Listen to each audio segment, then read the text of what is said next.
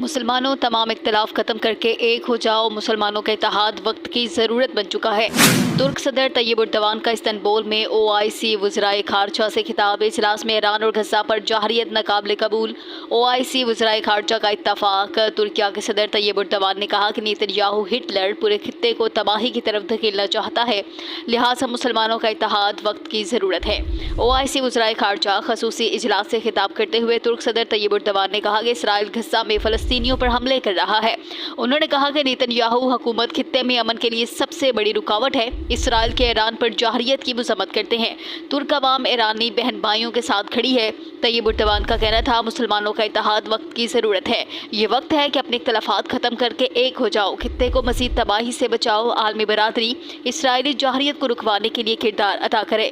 Israeli हमलों से खित्ता तबाही की तरफ जा रहा है। इसराइल और ईरान के दरमियान बढ़ती कशीदगी को रोकना होगा। ईरानी वज़ीर ख़ारजा अब्बास अराग़ची OIC इजलास में शरीक हैं, जबकि इजलास में मुख्तलिफ ममालिक के 40 से ज़ायद सफारतकार शिरकत कर रहे हैं। इजलास में नायब वज़ीर आज़म इसहाक़ डार पाकिस्तान की नुमाइंदगी कर रहे हैं।